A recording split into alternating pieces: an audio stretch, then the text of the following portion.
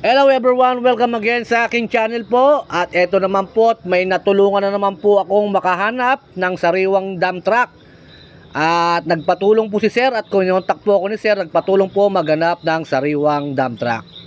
And then si sir po ay iniikot ko po sa mga yards po dito sa Subic. And then si sir po ay taga Laguna. Ayan po kanyang tinitignan, ini-inspection po nitong truck na ito. Ang makina po nito is 10PE1. 10-wheeler dump truck, 10PE1 engine, double differential, and then original molye, and then butterfly boom. Yan po ang kanyang pinakita ko sa kanya ngayong araw na ito. At syempre, lilibot ko rin po siya sa iba't ibang yarda rito upang makapili po siya at makakuha po siya ng gusto niyang unit na dump truck. Ayan po, dump truck po yan na 10PE engine, butterfly boom. Medyo si sir maselan mamili, talagang sure ball mamili si sir. And then may kasama po si sir na mekaniko. Ito pong truck na ito, ready to pull out na po itong truck na ito. Yan pong truck na ito is dati po ang price po nito is 1,950 o 2 million. Kahit check po ninyo sa sa marketplace, naka-post po ito, ganun po ang presyo nito. Pero mababa na po ngayon tong presyo nito, gawa ng binabaan na po ng dealer. Ang price po nito is 1,830,000 na lang po. Tama po ang narinig nyo, 1,830,000. Yan na lang po ang halaga ng dump truck na yan. At check nyo po kung magugustuhan po ni sir. Ayan po, tayo naman po pag may kasamang mekaniko, yung kuha na lang po ang bibili, ang titingin, mag-check ng makina tsaka chassis, yung mekaniko na lang po. Parehas po tayo si Subic Truck TV po. Si sir po is taga Laguna po yan. Mababa na po ngayon, 1,950 po dati yan. Ngayon po 1,830,000 na lang po ang benta sa truck na yan, na ready to pull out na po ang truck na yan. At pag binili po ni sir ngayon, pwede niya lang maiuwi.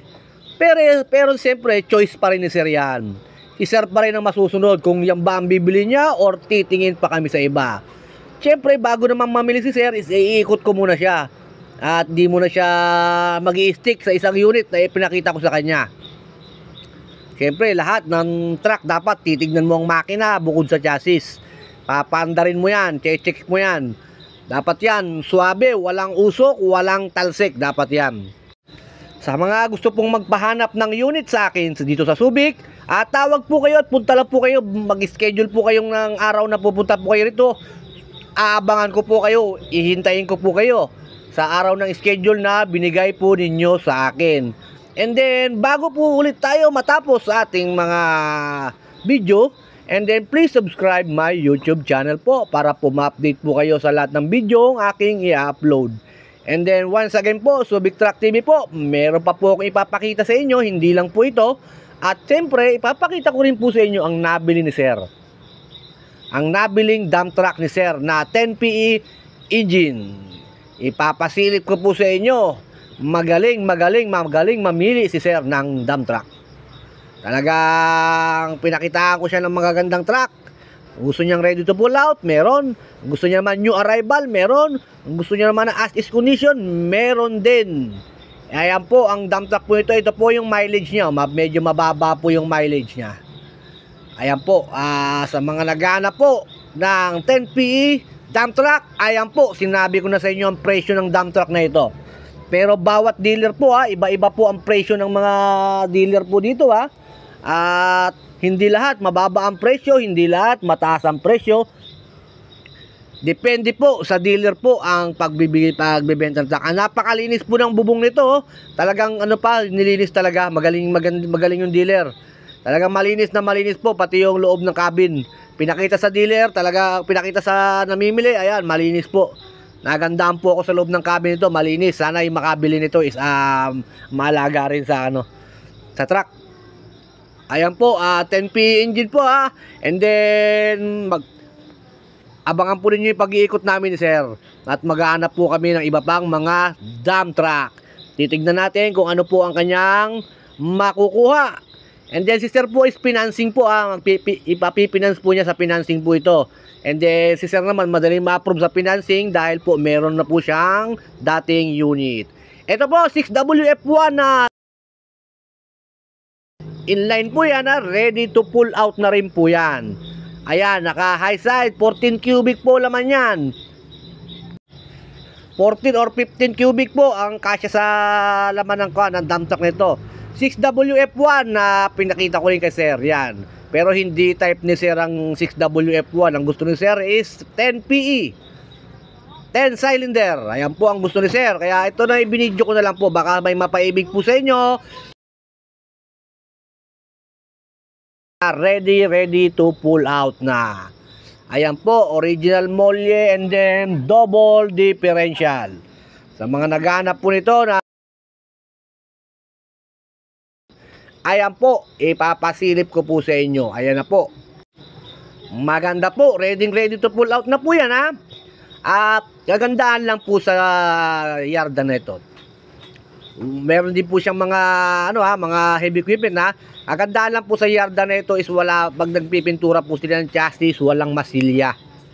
Talagang maganda po yung pagkapintura ng chassis niyan. Ayan po, meron din po siyang dito, mga pang heavy equipment ha, yung mga naghahanap ng heavy equipment. Pero dump truck po ang aming target ni sir. At abangan po ninyo ang mabibili ni sir para po naman makita po ninyo. Siyempre, iikot ko pa rin siya sa ibang mga dealer. Ito naman po, sa ibang dealer naman po kami. Ayan po, 10PE dump truck din po yan, low side. As is condition ha. Yung bibilin nga pala ni sir, as is lang ha. As is. Ibig sabihin, kung anong nakita ni sir, yan na po. Ayan po, napakasariwa po ng 10PE dump truck po na ito. Napakaganda po ng chassis. Napakasariwa. And then syempre, si sir pa rin na masusunod kung ano ba ang kanyang bibilihin. Marami pong dumating na dump truck po ngayon sa Subic. Kaya mga new arrival, pag mga new arrival po at marami po tayo makikitang mga dump truck ngayon, new arrival. Si sir po na taga Laguna, ayan po, sinamahan ko po sa Subic upang maghanap ng sariwang unit na dump truck na para sa kanyang negosyo. And then sa mga magpapasama po sa akin dito sa Subic, maghanap ng unit, ayan po, at punta po kayo dito sa Subic, tutulungan ko po kayo. Ang dump truck po na ito ay nagkakahalaga ng 2,050,000. 2,050,000 na kaya ko lang po nasasabi ang presyo sa inyo kasi sinasabi po sa dealer, kaya po nalalaman ko na po. Sinasabi po ng dealer sa kasama ko. Pero kung ako lang po ang tatanungin yan, mataas ang sasabihin sa akin yan. Mas mataas pa ron. Ayan po, 2,050,000 po ang dump truck po na ito. Ayan po, apakagandang dump truck. And then, as is condition po yan ha, yung price niyan. Siyempre, pag hinayside pa yan, tataas pa ng konti yan. Hindi lang 2,050,000 yan. As is lang po yung na yun, yung pinag-uusapan dito, as is. Ayan si sir, nagustuhan ni sir ang dump truck na ito. Pero sabi ni sir, hindi muna tayo mag-i-stick sa isang unit. Magtitingin pa tayo, babalikan na lang natin kung ano pa yung pinakamaganda at pinaka-the best na unit. Yan po ang sabi ni sir, kaya po tignan po muna natin lahat ng mga inikutan namin ni sir, ng mga dump truck. At abangan po ninyo kung ano pong dump truck ang nakuha niya sa mga bidyong aking ipalalabas. Hindi pakikita. Ayan po ha, wala po akong tinatago sa inyo ha, yung presyo po niyan. Yun sa sinabi po sa aking kasama. And then narinig ko po, kaya sinabi ko na sa inyo yung presyo. Kung bababa pa po doon, kung kasama ko kayo, mas bumaba pa doon, mas maganda po. Malay nyo, mas bumaba pa doon. Pero narinig ko po sa usapan nila. Syempre, pag may namimili na, saka na sinasabi ng dealer yung presyo. And then, nasa marketplace din po to, mga dump truck na ito, baka makita nyo. Baka mas mababa na naman yung sinabi ko. Baka mamaya, mapagbawalan na naman tayo magsalita ng presyo sa mga dump truck. Ito pa po isa. Dump truck din po yan, na 10PE rin, ready to pull out. And then, pinasilip na rin sa amin ng dealer kasi po nakapinancing daw po ito. Wala pa pong approval, kaya sabi ni dealer, pwede nyo bilhin na ito dahil ang tagal na rito nito, hindi po na-approve ng financing yung may-ari nito. Kaya po, chinek up namin, okay naman daw po yung makina, walang problema. Sabi ng mekaniko, may mekaniko po kaming kasama. Kaya po, hindi po tayo, Hindi po tayo pwede magsabi ng hindi katotohanan nito. May mekaniko po siyang kasama. Kaya maganda po ang kanyang mga pinipili. Ayan po, at sana subaybayan po ninyo hanggang sa matapos kami maghanap ng unit ng aking kasama po na taga Laguna. At hindi ko na po binabanggit ang kanilang mga pangalan for private use na lang po. Pero sabi ni sir, pwede naman silang videoan habang nag-i-inspection sila ng unit. Habang tumitingin, okay po, napaganda, sariwa na rin po, 10P ha. Nagkakahalaga po ito ng 1,950,000, itong kulay red. Iyan po, ang presyo niyan. And then finally, nakakita na po kami. Nakakita na po si sir ng 10P dump truck na new arrival, nasa kanan pa po ang manibela. Yung pala ang gusto ni sir, yung new arrival, yung nasa kanan pa ang manibela. Ayan po, at fully loaded chrome po yung harapan, yung bumper, yung side panel, sun visor, puro chrome po yan. At nakaangat lang po yung wood sa harapan, kaya medyo hindi, pero chrome po yun. Ayan po, ikutan ko po sa inyo. Ayan po, as is condition lang po ang binili ni sir ha. Yan po ang itsura ng truck na binili ni sir. Kung ano po yung nakita ninyo, yan na po yan. At ililipat lang po yung manibela sa kaliwa. Si sir na raw po bahala magpapintura. And then syempre hindi pa mauuwi ni sir ito dahil new arrival. Pag new arrival po dito sa Subic is 45 days bago ma-release ang papel. 45 days bago lumabas ang papel, kaya mapupull out nyo yan 1.5 months. Sa kalahating buwan, sariwang-sariwa po yung napili ni sir. Magaling si sir mamili ng truck. At yung mekaniko po ni sir, ang galing mo sir. Bilib ako sa iyo sir, napagaling mo palang kumilatis ng truck. Talo mo pa ako. Sa mga nagganap po ng dump truck dyan, tawag lang po kayo sa akin. Mag-iiwan po ako ng cellphone number sa taas upang tawagan po ninyo ako at nang matulungan po kayo. And then nabili po ang dump truck na ito as is condition. Sa hindi ko lang matiyak ha, pero parang 2 milyon po nabili to. As is lang po, 2 milyon ha. Di ko nang narinig masyado kung 2 milyon o 1.9, pero nasa ganung presyo lang po nabili po yung truck na ito. Dahil ako po hindi nakikialam sa mga presyo sa pag-uusap ng dealer, di ko po pinakikialaman yan. Dahil ang trabaho ko, isamahan ko lang po kayo sa mga dealer na inyong pupuntahan. And then once again po, at ako'y nagpapasalamat sa inyo, and abangan po ninyo sa loob ng 1 buwan at kalahati ang pull out ng truck na ito. Iba-vlog ko rin po yan bago po nila maiuwi ang truck na yan. And then, katabi po niyan, yung aking in-inspection na bank-to-bank deposit, yung katabi ng dump truck na yan, bagong dating din. New arrival din, 1.5 months din bago mailabas yung nasa tabi. Okay po, sa mga naghanap, maraming salamat po again.